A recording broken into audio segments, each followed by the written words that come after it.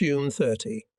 1941, the summer heat reigned over the vast plains of eastern Poland, and only the motion of the train swaying slightly beneath us made the heat easier to bear. The heavily laden train was moving slowly through the randomly scattered pine forests and steppes. The land here was sandy and uncultivated. We travelled eastward past small farms and villages, crossing winding rivers. The local population paid no attention to us. Only children waved at us from time to time from the dusty streets and the roadside. The men and women we watched from a great distance disappeared into the shimmering heat as the wheels of the train left them far behind. We spent our hours sitting or lying under a cloudless sky, perched on open freight platforms between the guns and machines firmly attached to them. Contrary to the peacetime regulations to which our lives had previously been subjected, we were allowed to unbutton the top button of our grey-green uniforms and roll up our sleeves so that we might feel a little relief from the scorching heat. The first news of war with Russia had reached us a few days ago, and we had little talk of our possible participation in the battles. Everyone was confident that the war with the Soviet Union, like the armed conflicts with France and Poland, would end quickly. At sunset appeared the walls and towers of Krakow, the sacred city of Poland, where Pilsudski's heart rested in the cathedral. The echelons, squealing with brakes, slowly rolled up to a peninsula near a dusty junction station. We were allowed to get out of the carriages. In a few seconds we were surrounded by a gang of unkempt children who were ignored by the military police sentries standing stony-faced nearby. Hey, Zebidia and Braw. Her, the children cried pitifully, greedily grabbing with dirty hands the pieces of bread, which we took out of our bags and gave to them. Poor Poland, I thought as I gave a piece of bread to a businesslike little girl in exchange for a tattered newspaper. The paper had been published the day before in German and Polish, and from it I could get the first news of the operation in the ease. Lemberg was being attacked. Gridnov, Brest-Litovsk, Vilna, Kovno, and Donneberg were fast falling into German hands. Catchy headlines stated that over 25 82 Soviet planes and 12 97 Soviet tanks were destroyed. Soviet-occupied Poland was liberating itself from the yoke of the Bolsheviks. Soon military policemen began to whistle and shout, gesturing for us to take our seats on the train. We piled onto the platforms. The wheels of the cars squeaked protestingly, and we moved slowly forward. I read the newspaper aloud to the soldiers of our gun crew, who were sprawled out on the flat platform. I tore my eyes away from the paper and looked back at the platform, where only a group of kids now remained. We continued to move towards an unknown fate. On July 1, we arrived at a station 10 kilometers west of Pelkini near Yaroslav. Here we unloaded and again moved eastward in a long column on foot. Some distance ahead of us, a Chenelet, a tracked vehicle taken as a trophy during the French campaign, was dragging our anti-tank gun. Suddenly the smell of smoke and ashes that lingered here hit our noses, and soon we were looking at large craters and burned equipment. The work of German Stuka dive bombers. Eventually our column came to a temporary feeding station where, under the watchful eye of the omnipresent military police, Red Cross sisters, mops, were sipping cold coffee from a horse-drawn field kitchen and pouring it into our mugs with a ladle. They tried in vain to elicit from us the latest news from home. Our long grey column moved on, leaving the Red Cross sisters behind, and began to march eastward. As dusk caught up with us, we sheltered our equipment and guns under the trees of a sparse roadside forest belt. We were ordered to provide anti-aircraft camouflage, and we tried to camouflage our positions with thin branches. At dawn, we were overtaken by supply units moving along the highway toward a distant sunrise. All the next day we followed the intendant unit, and in the afternoon we saw the enemy for the first time. On the dusty road towards us moved endless columns of Russian prisoners, dressed in shabby uniforms of protective brown colour. Many of those who were not wearing caps had bundles of straw tied to their short-cropped heads to protect them from the scorching sun. Some were barefoot or half undressed. The strange heterogeneity of their clothing made them seem unlike soldiers. Their appearance embodied the features of white-faced Russians, dark-skinned Caucasians, Kyrgyz, Uzbeks, nomads with Mongoloid facial features, many peoples from the two continents that made up Soviet Russia. They walked past us in silence, eyes downcast. From time to time, we could see some of them supporting the wounded, the sick, or those who seemed exhausted. At school, we had been taught that Europe was separated from Asia by the Ural Mountains. Yet here, as we thought in the center of Europe, we saw Asia.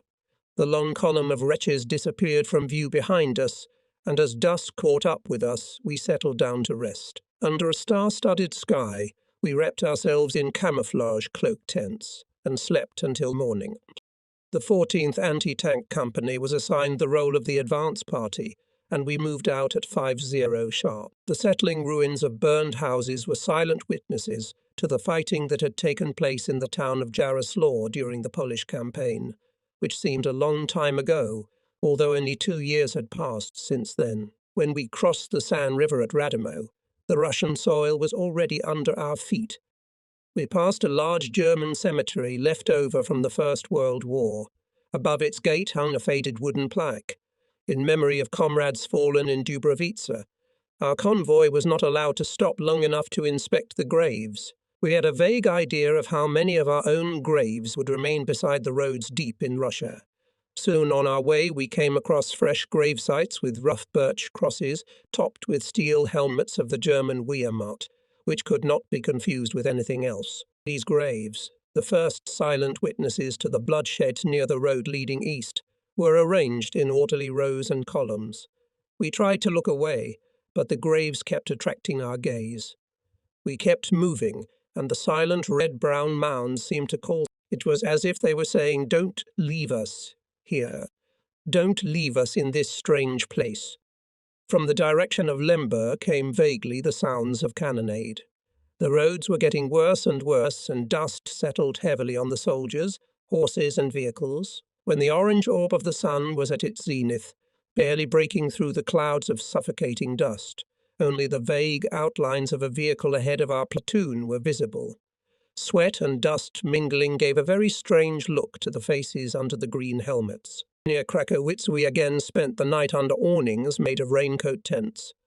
Our trek to nowhere continued. We were moving forward to a destination unknown to us. Along the way, we encountered squalid villages along the road.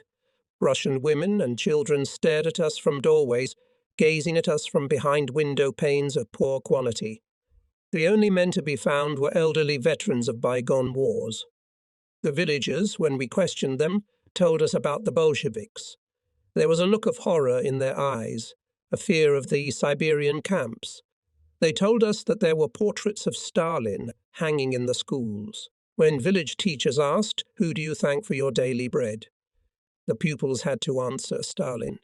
We were reassured by the first-hand knowledge of the consequences of communism. What we heard could not be considered merely the machinations of our own propaganda. Niedermeyer remarked. Now that we have seen Russia, we realize what a blessing it is to be German. On July 5, we passed Lemberg. Since the beginning of the war, the city had been hit twice, and early in the morning the outlines of burned factories, houses lying in ruins, and shot-down tanks emerged from the fog. Fat black smoke billowed from their still hot hulks. In one of the few sections of the city that had partially survived, people lined up in a long line outside a food warehouse. As we passed by, they stared at us indifferently. The military airfield of the Russians near Lemberg things led to an unusable condition. Blackened planes and shattered equipment could be seen everywhere, and during a rest the soldiers wandered among the wreckage, photographed each other against the background of broken Soviet planes, curiously searched for and picked up broken parts, never forgetting for a moment the instructions that strictly forbade looting and unauthorized requisitioning of enemy equipment taken as trophies. The war with the Soviet Union had only been going on for a few days, and we looked with interest at everything that was connected with the Soviet army. Our campaign continued throughout the first half of July. Day after day, we met on our way a great number of Russian tanks that had been hit. Here and there along the roadsides were overturned tractors with field guns attached to them. In the fields one could see numerous artillery positions left by the Russians. They appeared unharmed. The quick attack of our troops had taken the defending Soviet soldiers by surprise. We were surprised at how well motorized the Soviet army was. Our artillery was represented mostly by horse-drawn guns, as in the days of the First World War. The graves of German and Russian soldiers were now close together. The German graves, marked by crude wooden crosses, were on the right side of the road, and the Russian graves were on the left. The Russian graves remained unmarked. The graves were marked only by rifles and bayonets stuck into the loose earth. German graves were topped with distinctive steel helmets, and on some crosses personal insignia hung on linen twine in the hope of being picked up and registered. On July 8, as we approached Brody, we overtook the Intendant and Communications units of the 71st Division of the 6th Army on a wide road riddled with deep ruts. The liaison men told us that the division had lost 600 men killed and wounded in the capture of Lemberg, and confidently declared that the war should be over in a few weeks. Our advance halted on the old frontier between Russia and Galicia. We expected to meet fierce enemy resistance when the 6th and 17th Armies reached the Stalin Line, which was a series of bunkers and well-fortified strongholds. We were disappointed when we learned that the 132nd Infantry Division had been ordered to remain in reserve. Most of us wanted to be on the front lines before the inevitable surrender of the Soviet Union. On July 14, nothing remarkable happened. Our life was boring. We saw roads 100 meters wide, on which the transport was moving dust, mud, scorching heat, thunderstorms and endless fields, where only occasionally there were not dense clusters of trees, stretching to the horizon. Straw-roofed collective farm buildings were visible in the distance, and we oriented ourselves by them as by palm trees in the desert, in order to get to the simple wells. We were told that the Red Army, in retreat, often poisoned the water in the wells. Remains of horses that were caught along the way gave off a stench. This odor will always remind us of the Soviet paradise into which we went deeper and deeper. The advance slowed down when we passed Yampol. From time to time we were lucky enough to get some onions and carrots in the villages through which we passed. Less often a chicken or a couple of eggs served to supplement our monotonous hiking rations. We wistfully remembered the time we had spent in Carinthia and Zagreb before the attack on the Russians began. There we were given cold beer and plum wine. The infantry kept marching from dawn to dusk.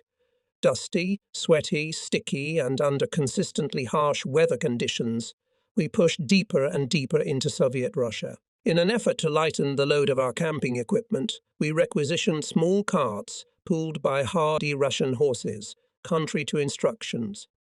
As civilization drifted away from us, left behind, this practice became more and more entrenched. The few dwellings were squalid and probably infested with lice. So we spent our nights in tents, in haystacks, and most often on the bare ground, sleeping wrapped up in the all-purpose raincoats issued to each infantryman. The soldiers of those units where horse-drawn traction was used were awakened at dawn by the snorting of hungry and thirsty horses. We passed wooden school buildings, which were little more than roughly finished rooms decorated with distinctive red stars, with a red-painted pulpit for Communist Party political meetings. Tattered, dusty portraits of Lenin and Stalin hung on the walls, where under the Tsarist regime they barely knew the alphabet. Stalin introduced compulsory education. We were surprised to learn that many of the school children spoke a little broken German, and from the propaganda materials that came into our hands, we learned that the children were given primarily a political education. On July 17, for the first time since the beginning of the offensive, we had mail delivered from home. 10 days later, the division entered the Ukraine and, after passing through Kazatin, began to move southeast toward Rushin. The Ukrainian land was steaming with summer heat. On wide sandy and rough stone roads we came to a land of endless horizons. Wide, endless steppes, fields and sunflower fields surrounded the roads we travelled eastward. Primitive wooden windmills dotted the horizon. For us, they served as a place to drink and rest during the longed-for trek through this land, which left us with an unforgettable sense of freedom contrasted with a pervasive sense of emptiness. We took a rest stop in an abandoned grove of acacia trees that provided faint shade amidst an ocean of grass. The company had walked 60 kilometers in less than 24 hours.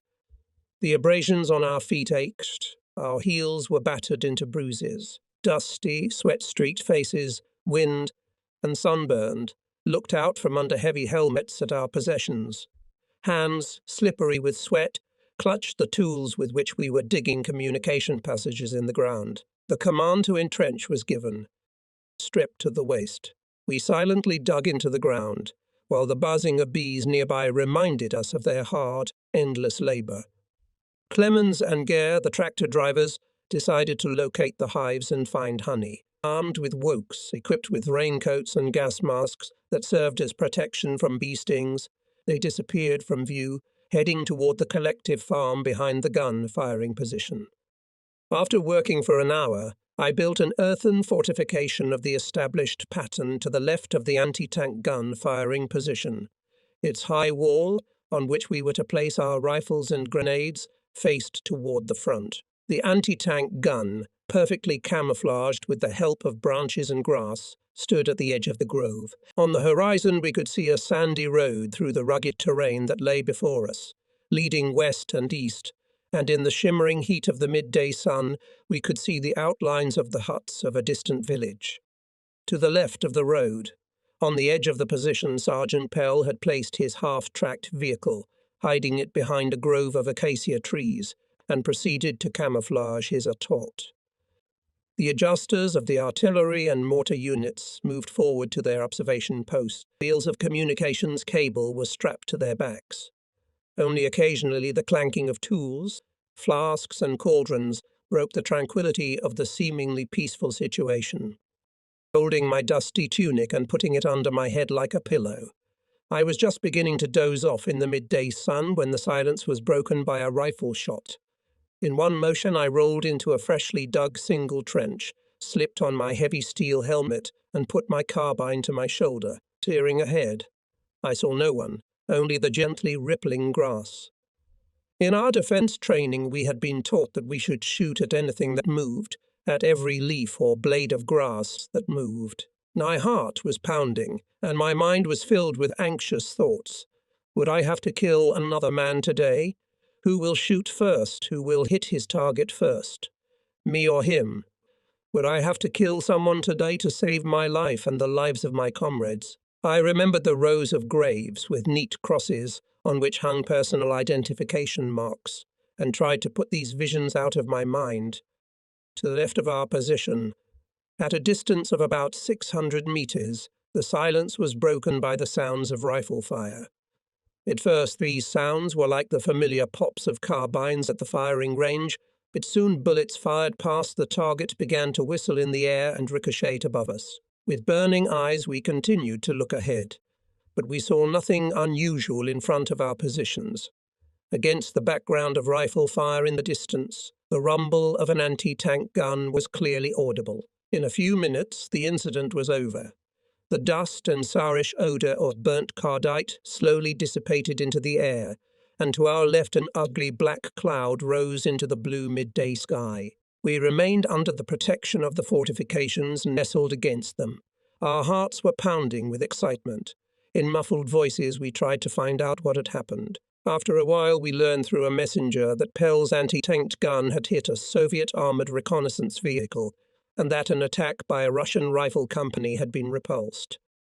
We did not realize that months and years later, which we were to endure, this short battle would be seen as just a random and insignificant skirmish with the enemy. That first battle in which the regiment took part bore little resemblance to the gruesome battles in the years that followed, which involved loss, grief, and countless casualties. Many of us would never return from that land of vast expanses, but such thoughts did not occur to anyone at the time. I turned to my diary, a small pocket-sized book, its corners frayed and its pages stained with sweat and rain, and recorded the incident. The two drivers returned with wokes from which honey dripped. The honey served as a great addition to our evening rations. We ate it with ration bread, happy to have a change from our usual ration of canned liver and blood sausage. We drank cold tea with bread and honey and began to prepare for a new crossing, which was to begin at dawn. July 30 found us at the bivouac near Mikhailovka. For the past few days, squadrons of Soviet bombers and attack aircraft had been raiding individual units. As it turned out, they could not slow our offensive. Infantry companies and horse-drawn units moved all night and covered 65 kilometers, reaching Kargalik on July 31. A night password was introduced. Rumors were circulating that a long offensive on a broad front would begin at 7:0 the next morning. We spent the summer night wrapped up in cloak tents. We sat hunched in our solitary trenches camouflaged with grass. The rumors were confirmed, and on August 1, at precisely 7:0, we began a vigorous assault on the Soviet defensive fortifications near Mirovka. Before us lay a huge open space. In our field of vision stretched the steppe, where there was almost no possibility of hiding, except on the sloping ground with small hollows, invisible to the inexperienced eye. This gave a considerable advantage to the Russians, for being on the defensive, they were able to entrench securely, and in front of their fortifications lay a space freely shot through. We were finishing the last preparations for leaving our position and starting across the open steppe. Almost without difficulty, we dragged the ATPT to a position on the edge of a wheat field, which afforded a wide sector of fire. The shelling was eastward across a rippling sea of green, with occasional islands of abandoned potato fields. The first rays of sunlight danced on the ears of Ukrainian wheat, and through the morning haze we could make out the outlines of two distant villages on the horizon. We sat down on the carriage and sipped warm coffee, trying to drown out the feeling of chill in us. Everyone tried to appear carefree and talked about things unrelated to the war. Behind these conversations we tried to hide our excitement, which was clearly readable on our sunburned faces. The company officers huddled in a small group a few dozen meters away from us. They were quietly talking and looking at the enemy positions, from time to time putting field binoculars to their eyes. At 6:50, our artillery opened fire. Heavy shells buzzed above us, heading for targets in the enemy positions, and the infantry, carrying weapons, ammunition, communications equipment, explosives, began to advance on a wide front. It seemed that all movements down to the smallest detail are subject to some clear plan. Therefore, at first it seemed as if it was nothing more than another exercise in Platkirchen or Dugo-Selo. A trophy French transporter rumbled up to our position. Taking our gun in the front, we climbed onto the transporter and drove forward, leaving a cloud of kicking up dust behind us. We passed the armoured reconnaissance vehicle that Pelly had hit the day before. Our eyes were fixed on the gruesome and still unfamiliar sight of a half-burned corpse with its bare torso hanging from the hatch. The two platoon anti-tank guns swayed forward over the hilly terrain, following the units advancing towards Kargalik along the sandy road. The machine guns of the advanced infantry units were already in action. Lines of MG-34s could clearly be heard over the ears of wheat. Behind monotonously boomed mortars and artillery, and small arms fire, on the contrary, sounded shrill. Suddenly, bullets ricocheted around us, and we rushed into the road ruts, looking for cover. "No, take cover," the artillery Captain Hartmann commanded. As the guns of all calibers rumbled, we could see him gesticulating with outstretched arms and his lips moving. His commands were drowned in the rumbling of the guns. The moment had come at last. Now it was our turn to face the enemy. Despite our fear, we met the inevitable with great relief. It was an indication of how our priorities had changed since the beginning of the campaign. The gun crews went to work automatically, just as they had done so many times before on exercises. Numbers 1 and 2 uncovered the gun, locked the wheels. Numbers 3 and 4 moved the gun fronts farther apart, and the gunner, meanwhile, set and adjusted the sight, lowering the barrel and bringing it to a horizontal position. The loader opened the breech block from the breech, and the numbers of the crew removed the ammunition boxes from the wagon. In one movement, the first shell entered the open breech with a clang, precisely fell into place, and the breech was closed. The gun was ready to fire. Hartmann knelt beside the gun and looked through binoculars. He was directing the gunner's actions as if from a textbook.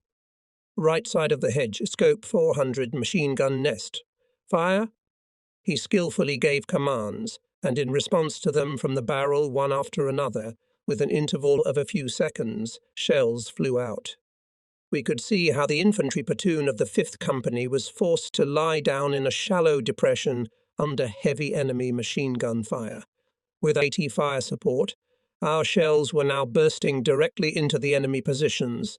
The platoon slowly advanced. We could clearly see the infantrymen, heavily loaded with equipment, slowly advancing across the wheat field. Thin streams of smoke showed where the dry grass had been ignited by tracer bullets. A second at GM from a distance of about 600 meters was firing on the collective farm at Klein Kargelike, which was reported to be occupied by Soviet artillery observers. The thatched-roofed kolkhoz huts caught fire. Thick black smoke billowed from them into the clear sky. We received orders to change our deployment and moved forward to the crossroads, in the same direction where we could see the burning houses. Through the bursts of falling mortar shells and the crackle of machine guns, we felt joyous exclamations burst from our parched throats at the sight of the Russians leaving their positions. When they tried to flee from the collective farm, our machine gunners increased their fire, and again the rapid-firing MG-34s sent streams of copper-clad bullets into the clusters of fleeing figures of protective brown colour. To our right, the first prisoners appeared with their arms raised and eyes wide open with fear. Their helmets and battle gear were quickly removed, and they instinctively, clasping their hands behind their heads, hurried away toward our rear. As our tracked machine was changing position, one of the track links flew off. Schneelet, describing a semicircle, very badly timed, froze, helplessly stuck in the open in full view of the enemy. The driver and his assistant jumped out of the vehicle and began to make desperate attempts to make repairs, while we unhooked the gun and got into the towing straps to drag it forward. The one which was assigned to our company, left us behind it, and bouncing on the bumps in the road, moved forward in the direction of the sounds of firing. Sweat soaked through the grey-green uniforms and left streaks on faces covered with dust and soot, and the Ukrainian summer sun heated the heavy green helmets. All stood panting and gasping for air with open mouths. We clung to the towing straps. The familiar crackle of rifle shots was heard, tearing out pieces of the crusty, dry surface of the road. From time to time, bullets fired from a heavy machine gun, mounted on the eastern edge of Klein Kargelike, caused small mushrooms of dust to grow along the road. Under the cover of a forward-facing shield of armor, we once again leaned on the harness, trying to pull the gun. Our faces were distorted with tension and fear. Suddenly the shield rang sharply as a bullet struck it like a hammer. It was a frightening reminder that we were still under fire from the lone snipers. Hartmann ran forward to scout for a firing position for the gun. He had a machine gun hanging around his neck, his right hand clutching a grenade. He ordered us to move off to the right, to the outskirts of a wheat field. Coming off the road, in the ruts we noticed an indistinct pattern of freshly dug up earth in the form of a chessboard. Here the Russians blocked our path of advance with box-like mines. Thanks to Hartmann's reconnaissance, we didn't run into them. We halted for breath in the thin shadow of the gun's steel shield. There was no tree, bush, or building that would give us even a modicum of protection from the scorching midday heat. Breathing heavily, I lay down on my hands and knees for a moment. The rest of us plopped down in the ditches along the road, trying in vain to find shade. Some just stretched out on the ground. Soon bullets fired from the Maxim machine gun were clicking nearby again. As I lay in the dirt, the pounding of my heart gradually slowed down. The bullets carrying death continued to click and howl above us. The Russians were firing and trying to hit our damaged tractor. It was now 100 meters away from where we had brought the gun on us. Fountains of earth were flying up into the sky. The Schneelet was covered with a thick cloud of grey smoke from shell bursts. Despite the barrage of small arms fire, Bullets whistled through the air near the drivers. They managed to get out unharmed and fix the track. Jumping into the driver's seat, Clemens sharply engaged the clutch. The engine roared. The tractor tilted forward and slowly, hesitantly drove in our direction across the open terrain. The second gun, which was 100 meters to our left, opened fire, trying to disable the Maxim. It then moved forward. The transporter slowly crept along the left side of the road until it turned steeply and into a huge wheat field that stretched to the horizon. The machine gun continued to fire at the hauler, but the small caliber bullets did little damage to the armored plating of the hauler. With mixed feelings, we welcomed the arrival of our driver and the tractor. We had tried desperately to redeploy, and now the tractor could haul the heavy gun. However, we were well aware that the tractor would draw additional fire from the enemy positions. The thought of abandoning the gun and seeking shelter from the enemy's fire flashed through my mind, but just as quickly I discarded the idea and pulled harder on the harness. In a few seconds, which seemed like an eternity, the gun was hitched to the tractor. The engine roared in protest as the gun began to jerk behind us, bouncing on the rough road. The Russians had moved their artillery fire closer to their positions, and the heavy high-explosive shells were now coming much closer to us, exploding in the position of the units that had advanced the most. The incoming shells shook the ground beneath our feet, and it was with great difficulty that we could hear the shouted commands through the sound of the explosions. The 7th Company on our left engaged in heavy fighting. As we advanced, the Russians began to get out of their fortifications and flee across the wheat fields toward Kargalike, which was about 500 meters away. Our forward machine gun crews, standing waist-deep in the grass, opened fire with MG-34s. The machine gun barrels rested on the machine gunners' shoulders to maintain a wide angle of fire. Russians who were mowed down by machine gun bursts fell to the ground and disappeared in the ears of wheat. As we advanced, we came under indiscriminate rifle fire from a group of Soviet soldiers who later surrendered, approaching us with their hands raised. On their faces we could read fear and fatigue. The task of the day, to capture the railroad embankment that ran near the village, was accomplished. For 6 hours of heavy fighting, we captured 12 square kilometers of territory, and I thought for a long time about how insignificant these 12 kilometers are.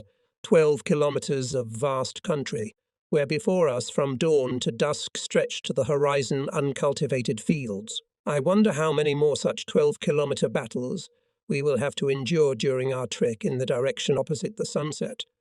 We came upon one of our dead, lying motionless in the dust on the road. His helmet was still firmly fixed on his head, and his unseeing eyes were fixed on the sky. The Russian prisoners were immediately found occupation in carrying away the wounded to the field dressings, accompanied by our lightly wounded men walking along the side of the road. The mournful column moved to where the I Battalion was stationed, toward our rear. Thus the regiment first engaged the enemy. We also suffered our first casualties and did not feel the joy of victory. The feeling of excitement was quickly replaced by an overwhelming despondency and a desire to leave the place. So far, we have not yet experienced the true nature of a long war, in which all former family and cultural ties fade into the background. They are replaced forever by ties of unity with the comrades who are now at your side. Our gun crew was ordered to join the team on guard duty, and at sunset we set up near the battalion line of trenches parallel to the road. The echo of single mine bursts echoed over the wheat fields and seemed to follow the sun as it slowly set in the west, away from Germany. Our thoughts followed the setting fiery ball, breaking through the light fogs to the horizon. We thought about our homeland, the borders of which lay 1,500 kilometers behind us. At night the front did not fall asleep. The reconnaissance units of both belligerents were in constant motion. They were sneaking in the darkness to the enemy positions to determine their location. Again and again the darkness was broken by the fire of Russian Maxim, which was invariably echoed by the piercing sounds of our MG-34, and they were immediately joined by indiscriminate rifle fire. From time to time bursts of hand grenades and sharp sounds of machine gun fire were heard over the fields, and for long moments the fortifications were illuminated by glittering flares which flew up into the sky and, hissing, hovered over the line of trenches. In the early morning hours we were taken out of the sector and stationed 2 kilometers to the south to prepare for another attack. August 2 was notable for a change in the monotonous field rations. We boiled potatoes dug up in an unnamed Ukrainian village and chicken, which Private Fear had already plucked. With boiled chicken and potatoes, we ate cucumbers, previously peeled from the skin. A few hundred meters away, on the outskirts of the village, on a small high ground, stood the burned half-tracked vehicle of non-commissioned officer Einer. The day before, during the battle, it had driven right into a well-camouflaged minefield, where 3 men of the gun crew had found their deaths. 2 of the soldiers of the gun crew died instantly. Einer had both legs blown off by the explosion of an anti-tank mine, and he died during the night at the forward casualty collection point. We could see their helmets arranged around a birch cross near a hit half-tracked vehicle. Their graves added to the increasing number of our casualties. That was the price the German army was paying for the war in the Soviet Union. Not far from that hilly spot where their graves were, several dozen mines dug by our sappers lay in a row. The soldiers had long ago found a fitting nickname for these death-bearing little boxes, Kindersarges. A rumour spread among the infantrymen that the divisional priest Zatzke risked his life to pull out in full view of the enemy several soldiers wounded the day before during the battle. We were always interested in how the wounded were treated, as we lived all the time with the realization that at any moment we might also be among them. Many of the soldiers who had hitherto not been too drawn to religion began to attend services. For us, increasingly aware of the possibility of death, the presence of a priest became more significant. As our losses increased, the priest, who in the German army did not wear insignia, played an increasingly important role in our lives. The fact is that to a great many soldiers he addressed his last words of comfort and gave them one last word of encouragement before they died of mortal wounds.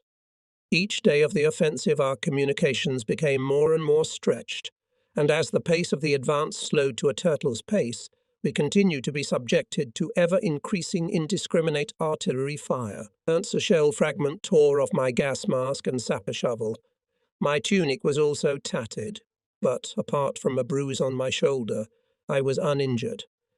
The advance Russian units continued to retreat, trying to burn the few huts made of clay and straw that lay in our way. The Russians always left behind them units of omnipresent snipers, who at the cost of their own lives gradually exacted a deadly toll from us.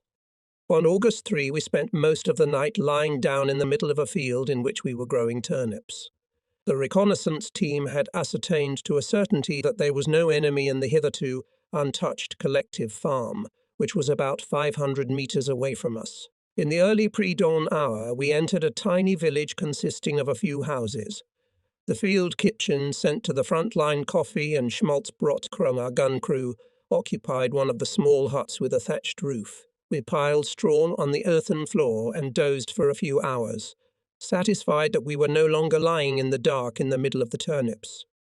The next day we continued to move eastward until reconnaissance units reported that we had reached the broad Dnieper River. In our minds, the vast majority of the Soviet army no longer existed. As we approached the banks of the Dnieper, victory was almost certain. For weeks our daily life consisted of endless movement in marching order, interrupted only by isolated instances of resistance by small scattered detachments of Russians caught by surprise by our advanced units. The occasional dead soldiers and officers of the enemy attracted almost no attention, and the prisoners, who always rose from the ground and cautiously approached us with raised hands, became a common sight. More often than not, they were simply disarmed and sent on foot to the rear, often without convoy. There they were picked up by reserve units. The evening of August 5 found us near the newly erected defensive fortifications, on the approach to Velika Pritsky. Heavy artillery was rumbling relentlessly and ominously.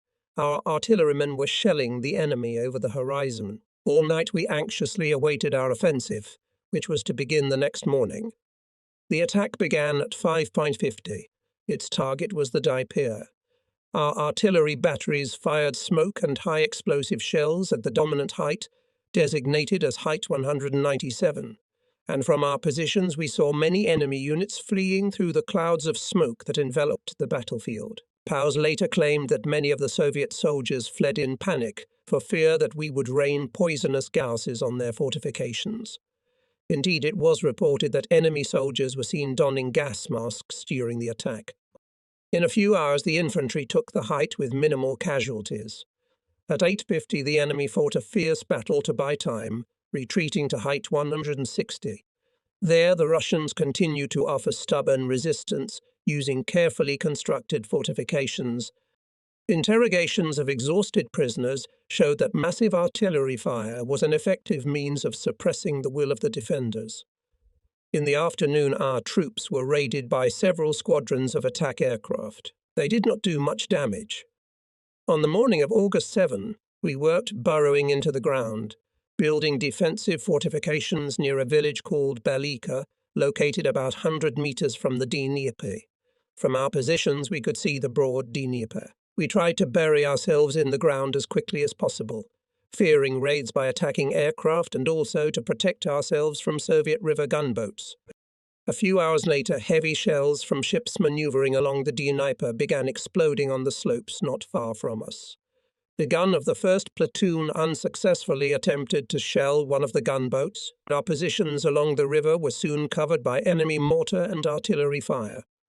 In spite of our thorough preparations, we were forced to abandon our positions to avoid losses inflicted by the enemy, who were beyond our reach. In this section, we found ourselves face to face with an enemy who had superiority in heavy weapons, and our artillery units were forced to conserve ammunition because our communications were stretched. The depth of our penetration into the Soviet Union began to be detrimentally affected, and the ammunition savings were the first sign of the ammunition shortages we would face in subsequent battles, and the results would be disastrous. The distant rumble of heavy guns at a considerable distance from us rang in our ears and was immediately echoed by the thunder of bursting shells, echoing across the rugged terrain. The evening brought several more Raider raids, flying low over our positions. We tried to drive them away with rifles and small-caliber machine guns, but to no avail. One evening I saw two food carriers from an artillery battery position behind us. They were walking along the bottom of the hill toward the front line. The soldier in front carried a cylindrical thermos canister on his back reinforced with straps. They moved cautiously across the rough terrain in the fading dusk, trudging with difficulty over uneven ground that had been battered by artillery shells, made soft and covered with a layer of mud by the incessant thunderstorms. Suddenly we were once more forced to dive for cover by a Raider, which suddenly began to descend above us from the height of a low-hanging ridge of clouds, and two approaching silhouettes had hardly reached the shelter behind the wall of one of the mud huts standing on the edge of the village. The plane, gaining altitude, fired a machine gun burst at the village and disappeared into the grey storm clouds as quickly as it had appeared. A few moments later, those two men reappeared in our field of vision. They were passing by our positions. They moved slowly across the marsh, one walking close behind the other, and cursing could be heard in the silence. The man walking behind hung his carbine on his shoulder and supported the walls of the Biden with both hands, trying to salvage the rest of the day's rations. The steel Biden had been neatly pierced by a bullet fired from the airplane's inboard machine gun. The bullet had gone through the walls of the Biden, and the hot contents had dripped down to the ground in two streams, bypassing shell craters in the evening twilight. They walked, looping, through the sinkhole and shell-shattered ground toward the soldiers waiting for them at the artillery positions. Still cursing and blathering about rats and Ivanov, they slowly stumbling, waddled forward toward their final destination. Soup intended for the artillery battery had to be severely economized that night, but however little it was still preferred to the monotonous iron rations with which we were often compelled to content ourselves on the march, consisting of sausage and stale bread. On the evening of August 9, we were fed with pork roast, which was brought to the front line by messengers from the field kitchen, and the next morning we were again ordered to deploy in battle order and move forward. The enemy attempted to move armoured units through a sector held by a neighbouring division, and units of the 68th and our 132nd Infantry Division were ordered to reinforce that sector. The move was scheduled for Etzeri. In preparation for the move, we were given coffee and schmaltzbrot, although the air was saturated with the nauseating stench emitted by a dead horse lying on the edge of the road. We enjoyed eating for the first time since being fed a pork roast the previous evening. During a short rest stop, a squadron of Stukas flew over us, and we could see their links breaking up and the planes dive like birds of prey on unseen prey. The sirens of the airplanes sowed panic and confusion in the ranks of the enemy when the Stukas threw bombs at columns of Russian tanks and troop concentrations that were out of our field of vision, behind the terrain. Clouds of black smoke rose in the immovable air toward the sky, indicating the location of those tanks and vehicles that had fallen victim to the dive bombers. Soon the Russians retaliated with their own raids. Having no time to prepare trenches, we rushed into shallow hollows in the ground in search of cover. But the enemy planes simply passed us by. Behind our back, a few bombs fell near the collection point for the wounded. There were no casualties. On August 12, our pilots dropped artillery ammunition in the location of our batteries in the rear. Artillery units had been firing continuously, repulsing the Russian forced attacks during the previous day, and air reconnaissance reported that the Russians were withdrawing their troops to the east, crossing the Dnieper near Kaniv. Our units continued to press on, attacking, but enemy resistance hardened, and we captured a small air. My gun was positioned near a railroad embankment to protect the railroad tracks going towards Kaniv across the Dnieper. All day long the front line in our sector was quiet, and I went with Hartmann to reconnoitre our section. Behind the railroad track, moving in an easterly direction along the edge of a small grove, we suddenly found ourselves face to face with the muzzle of a machine gun Maxim, the distance to which was not even 10 meters. Hidden by the shadow of low branches, the motionless figure of a man in a khaki-colored uniform, drenched in blood, hung down from the machine gun as if resting. Quietly taking the automatic rifles off the safeties, we cautiously approached, examining the picture unfolding before us. We found a group of dead Russian soldiers, about 30 men, lying in an uneven line close together along the railroad embankment. Judging from the position of their bodies, during the battle of the day before, the platoon had been hit by a line of flanking fire, fired from a tank or airplane machine gun, which had killed or wounded everyone instantly. I slowly crept forward to examine one of the corpses, and saw that the lifeless hand of one killed man was still clutching an open individual bandage bag. The badly wounded Russian had tried in vain to dress the wound, but, unable to stop the bleeding, had slowly died where he now lay. His uniform, unbuttoned to the waist, was blackened with dried blood, which flowed from the fatal wound. I took my eyes off the man and held them on the body, which wore a uniform with the buttonholes of a sergeant. The sergeant was clutching one of the wheels of a Maxim in his hand. His unseeing eyes were fixed forward on the machine gun belt, on the place where it entered the machine gun's cartridge. Another clutched his rifle in cold fists. His head rested on the ground. It was as if he were asleep. His olive-coloured helmet was buckled under his chest. Hartmann followed quietly behind me. He slowly approached two more Russians lying close together, side by side. One of them put his hand on the other in a last embrace, as if trying to cheer his dying comrade. As Hartmann approached, a swarm of flies rose, as if to protest and break the dead silence, and I drew forward to join Hartmann in witnessing the horrifying sight. Silently treading the ground where the carnage had taken place, Hartmann suddenly turned and slid past me, heading back to where we had come from. Carefully avoiding the gaze of the slain, I quickly followed his example. In this abode of the dead, only the trees, motionless and silent, seemed to be surviving witnesses to the unseen battle that had taken place here in the clearing. Even though I had seen death with my own eyes many times in the past few months, I was still, without realizing it, a newcomer to the real cruelty and horrors of war. I could not have imagined then that in the months and years to come, I would become desensitized to death on the battlefield, and that such sightings would become commonplace for all of us. In the months to come, our reactions to someone's death that we encounter will become coarsened, and we will see death as something inevitable.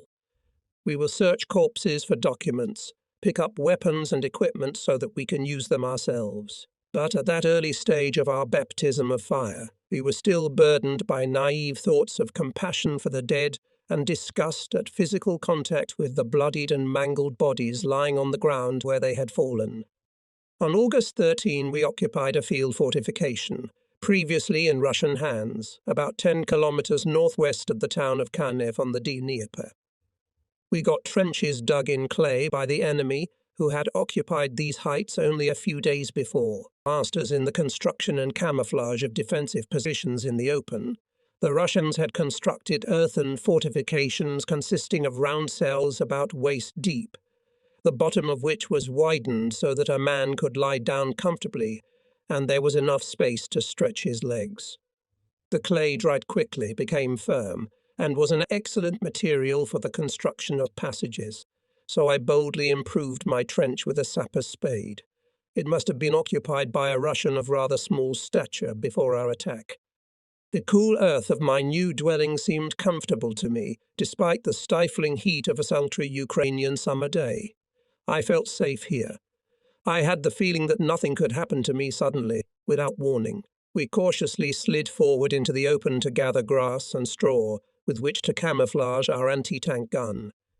When evening twilight came, someone brought in a large armful of hay which was distributed among the gun crews. With this we could count on spending the night comfortably on the condition that we would not be awakened by Ivan. As twilight turned to darkness, the evening shadows disappeared. What remained were the ragged silhouettes of rugged hills and deep ravines or gullies to the east of us on the opposite bank of the Dnieper. In the battles that followed, we were to study them well. The enemy had moved his defensive positions, locating them in a small forest about 300 meters from our position. A small valley began on the left, along which grew birch trees and dense small woods. This would have given the impression of peace and seclusion if there had not been lines of Maxims disturbing our position from there. We left one man on guard duty, who ducked behind the sturdy armoured shield of the ATP to protect himself from the occasional machine gun bullets and snipers. The guard changed every hour, and we shortened the night in our hay-lined trench. A surprise attack is a basic property of war. A soldier may calm down for a while, in a rare moment of imaginary safety, settling down in a simple shelter in front of a warming fire on a cold night, or sleep soundly curled up in a trench, and immediately afterward he may be drawn into an unsparing mad scramble. Again our rest was disturbed by two supply carriers who emerged from the darkness and brought the unpleasant news that we were again to change our position and prepare for another morning attack. Feeling the now familiar chill deep in our stomachs, we left our cosy trenches shortly before midnight and were soon working under the starry sky, building new fortifications to the right before dawn. As we worked, the occasional muffled rattling of trench tools was clearly audible to the enemy, and all night long flares hissed from the edge of the nearby forest. Now and then we had to throw ourselves to the ground and lie motionless to protect ourselves from the fire of the Maxobing our positions. Bullets snapped in the air above us, and tracer bullets left behind them orange-red furrows, arcs, and ricocheted in the darkness. In the early morning hour we received reinforcements in the form of two self-propelled guns, which, rumbling, rolled up to our positions on heavy tracks. At first we worried that the sound of their Maybach engines would draw unwanted attention to our positions. Despite our fears, their presence did not draw additional machine gun fire on us, perhaps because the Russians did not want to reveal their location to the self-propelled guns. Our attack began at 3 p.m. On August 14, after 10 minutes of mortar fire, which was conducted through the forest, the forward units began to advance, and we were already 100 meters from the forest belt. At this time, a Russian tank camouflaged on our left flank opened fire. It was spotted by one of our self-propelled guns, and after a brief firefight the Russian tank caught fire. Our machine guns and mortars opened fire on the forest belt, trying to cover the ubiquitous enemy snipers, and we together with them began to shoot from our ATGM with fragmentation shells on the tops of trees. After hitting an enemy tank, we continued to attack rapidly. We had reached a wooded area, and despite our misgivings of the night before, it was now encouraging to have the support of heavy anti-tank assault guns. We were able to deduce the location of the tank that had been hit by a cloud of black smoke rising from the burning turret. Word reached us that one of the companies had suffered casualties from a heavy armoured vehicle before locating and destroying it. We had the last line of fortifications lying on our way to Kaniv. Although our objective for the attack had been achieved, we were again ordered to move forward after receiving reinforcements. Our attack resumed at 18.0. Our forward-mounted gun, bouncing on the road, was moving behind the tractor toward the town, following the attacking company of infantry, when we were suddenly shelled from the flanks. The fire came from the direction of the enemy's field fortifications. The Russians, who had been lying in hiding and had let our forward units pass through, now bombarded the platoon with small arms fire. Bullets struck the thin plating of the tractor and whistled in the air above us. At that instant, the engine of the chenillet stalled. The tractor tilted and stopped. With beating hearts, we grabbed our automatic rifles and carbines and desperately rushed for cover. At the realization that we had been caught unawares in the shelled terrain, terror gripped us. Our machine gunner, Robert, with whom we had served together since the recruit course, picked up his MG-34, jumped to his feet and rushed forward, ducking under the weight of the machine gun. He quickly ran toward the flashes of gunfire that revealed the location of the enemy positions, firing machine gun bursts as he ran, holding it against his hip. Caught by surprise by his attack, several Russians crawled out of their trenches and stumbled toward us, raising their hands as a sign that they were surrendering. We caught another glimpse of Robert before he disappeared over the hill, firing machine gun bursts at the clusters of Russians who continued to resist. We quickly removed the ATGM from the front and prepared the gun for battle. However, not knowing where Robert was, we were forced not to open fire. With machine guns and rifles at the ready, we moved forward to a small height, and on its crest we found Robert lying on his MG with a bullet through his heart. The bullet had gone through his heart and out through his back. A trickle of dark red blood flowed from the wound. Hartmann knelt down beside the motionless figure. He confirmed that Robert was dead and gently rolled him over onto his back, reaching for the linen twine from which each soldier's individual identification tag hung. Gartman snapped the metal tag in half along the seam, then unbuttoned Robert's tunic and took his soldier's book and watch. We stared into questioning eyes, staring to the pre-sunset sky. The question seemed to be written on his shocked face. Why do I have to die now? As we carried the body to our positions, dusk descended upon us. My thoughts were consumed with the impressions of the past weeks, and I imagined the graves left behind beside the roads.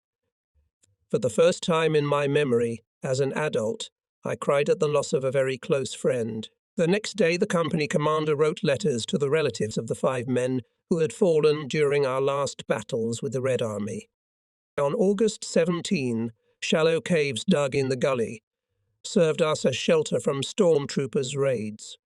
We had reached the heights of the western bank of the Dnieper and were now under indiscriminate gunfire from positions camouflaged on the eastern bank of the river. To the southeast of us was the town of Kaniv, and a railroad bridge led across the river to the east.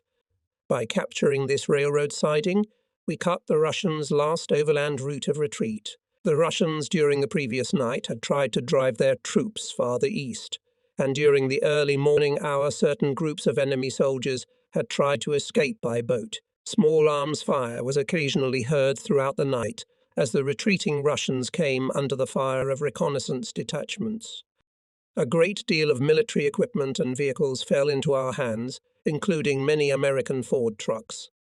We found 2 abandoned but completely undamaged 34 tanks hidden near a beam, ready for battle with full ammunition. We climbed into the tanks, trying in vain to find anything useful for ourselves. For several days I was tormented by severe diarrhea, and was soon rendered unfit for duty by a violent headache accompanied by dizziness and severe intestinal colic.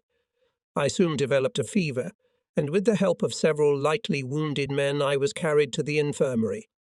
On our way there, we walked through the field where the battle had been fought the day before, and the small hollows with bushes and birch trees growing around them, which we looked at with burning eyes, seemed calm, peaceful, with few signs of the heart-wrenching events that had taken place here, with the exception of some bomb craters and occasional shell fragments. There were few traces of the war that had traversed this land. We passed 3 birch crosses, decorated with tufts of greenery and wildflowers, located at the foot of an elongated hill. Beneath the surface of the freshly dug earth rested my good friend Robert, wrapped in a trench coat, lying beneath one rough birch cross along with his fallen comrades. His grey-green helmet was slipped over the cross to show his place among the dead. The graves soon faded from my consciousness as a painful throbbing increased in my head, somewhere behind my eyes. In feverish unconsciousness, we waddled back to our forward positions abandoned 3 days ago. The burned tank served as a good landmark for us. After walking about 100 meters more, we came upon a staggering figure with dangling arms and swaying torso. This ghost was obviously trying to walk in a straight line. 2 of us took our carbines off our shoulders and got close enough to recognize the bloody Russian army uniform he was wearing under a layer of dirt and dust. His beltless gymnasta was hanging loosely on him. I walked up to him and, taking him by the shoulder, looked into the lean, parchment-coloured face of a soldier who was about 28 years old. He, in turn, looked at me with wide-open, unblinking eyes, the eyes of a madman, I decided. I determined from the dried blood on his neck and torso that he had suffered a severe head wound, as the grey matter of his brain protruded from his short-cropped skull. A cloud of flies swarmed around the wound, which had black and red blood caked on it. It was clear that a bullet or shell fragment had blown off part of his skull a few days ago. He must have been lying unconscious in the shallow woods shortly before we arrived. 2 of us took him by the shoulders and led him toward the infirmary, trying to support him while he staggered forward, unable to keep his balance. Through a slight fog in my head caused by pain, I realized that a horse-drawn artillery battery had halted near us for a rest, moving in a cloud of dust, and that several infantrymen had helped us to climb up to the charging boxes. They offered us water from field flasks, and a soldier in a khaki-coloured Russian uniform, wedged tightly between us, began to mutter something. Through his wheezing I could make out, water. Exhausted, we reached the infirmary, and through a veil of feverish confusion I watched the wounded with whom we had come, and the Russian soldier's head being bandaged. I was given some pills, and the military doctor told me that the thermometer showed a temperature of 39.8 degrees. I was poured hot tea into a camping cup, and the orderly took me to the former school building and laid me on a straw mattress. I slept exactly 18 hours, until the afternoon of the next day, and felt refreshed and invigorated. My lunch was brought to me, which consisted of a good portion of pea soup and stale black bread, which I devoured greedily. Looking around, I was surprised to see that the place was almost deserted. The wounded who had besieged the infirmary were no longer here. They had either been evacuated or deemed healthy enough to return to their units. Only a few sick soldiers remained in the infirmary, cared for by the young orderly who had been assisting me when I arrived. He informed me that the badly wounded had been taken away early in the morning, and that the military doctor had tried in vain to wake me up. The next morning my fever broke, and I was sent back to my company. After riding in several trucks and horse-drawn wagons, I succeeded in finding my gun crew, which in my absence was again being thrown into action against enemy units that had temporarily broken through near Kanev. On August 26, we used all the time at our disposal to reinforce our positions. Within the overextended sector assigned to our division, there were many areas where the enemy could land. Fortunately, our heavy artillery, in the event of an attack, was able to block them and provide us with fire support. On the night of August 28, we were moved to Kodarov on the Dnieper River to reinforce us with an artillery company occupying an important height on the front line. This height dominated the heights on both banks of the river. It was occupied by scattered small units. The village was located along a country road where two gullies converged. The primitive dwellings, standing apart from each other, were scattered along the entire length of a small gully stretching to the river. Trees, unkempt fences, and village mud brick houses with thatched roofs and whitewashed walls hindered our view of the river from the Ate position. A large, conspicuous stone building served as the main landmark. Before our unexpected and uninvited appearance, it had been the village school, under the steep, high bank less than 100 meters from our positions. The river lazily carried its waters to settlements unknown to us, and on the eastern edge of the village was a field planted with tomatoes. From the edge of the bank, the expanse of the river was clearly visible, which in its course skirted a small group of islands. The eastern bank of the river was densely covered with an abundance of trees and bushes. The flat islet directly opposite us was covered with dense vegetation, and this well concealed all signs of Russian presence there. Our artillery support company, stationed on a dominant height, was entrenched near a collective farm where tomatoes were grown. From here we had a fine view of the territory held by the enemy. It was possible to calculate the places of accumulation of enemy troops by jets of smoke that rose vertically, where numerous fires were burning and food was being cooked on them. Our artillery continued to work. It was continuously shelling, trying to disrupt the enemy's supply lines, which were out of our sight. Otherwise, the front was quiet. Soon after our arrival, we sat down in front of one of the huts, and I took out a harmonica from the inside pocket of my tunic.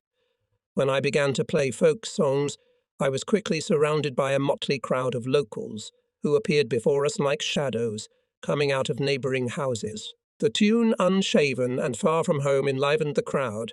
They clapped and sang their folk song Stenka Razin.